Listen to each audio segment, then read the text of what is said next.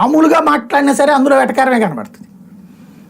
అది తర్వాత కాలంలో వాళ్ళకి కనిపించింది. ఇక ప్రతి దాంట్లో వాళ్ళు వెటకారం ఎతకడం ప్రారంభించడం. రెండోది టీచర్ల అరెస్టులు ఇట్లాంటివన్నీ ఇవన్నీ కూడా ఆ రోజున జరిగినాయి. అయితే ఆ రోజున టీచర్లందరి కోరిక వాస్తవంగా జగన్ మీద కోపం కంటే కూడా ప్రవీణ్ ప్రకాష్ మీద కోపం జగన్ మీదకి టర్న్ అయింది. ప్రవీణ్ ప్రకాష్ ఏమడిగాడు, మా ఇంటికి వచ్చి బట్టలు ఉతకమనలేదు, వాళ్ళ ఇంట్లో టిఫిన్ అయ్యి అన్నం వండి పెట్టమనలా, టైంకి స్కూల్కి రావాలన్నాడు, రూల్ ప్రకారం ఫాలో అవ్వమన్నాడు. అట్లాగే అసిస్టెంట్లను పెట్టేసేసి అటెండెన్స్ వాళ్ళు అటెండ్ అయినట్టు చూపెడుతున్న దాన్ని ఒప్పుకొని అన్నాడు. ఖచ్చితంగా దానికి యాప్లు పెట్టాడు.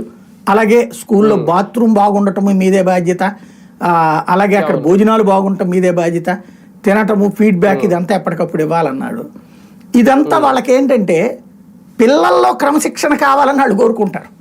పిల్లవాడు కరెక్ట్గా ఉండాలి, చేతులు కట్టుకుని ఉండాలా, ఇన్షర్ట్ చేసుకుని ఉండాలా, అదే సందర్భంలో ఎప్పుడూ కూడా ఎదిరించకూడదు అని ఉంటుంది వాళ్ళకి. క్రమశిక్షణగా ఉండాలి అనినే కదా టీచర్లు కోరుకునేది. అది పిల్లలకు ఉండాలి, కానీ మమ్మల్ని క్రమశిక్షణలో పెట్టడం ఏంటన్న కోపం వచ్చింది. ఆ క్రమశిక్షణలో వాళ్ళు ఏదైతే కింద వాళ్ళకి చెప్తున్నారు పిల్లలకి, వాళ్ళ పైన ఉన్నటువంటి ప్రభుత్వంగా వాళ్ళు అడిగింది ఏమీ పర్సనల్ వ్యవహారం కాదు, అదే దానికే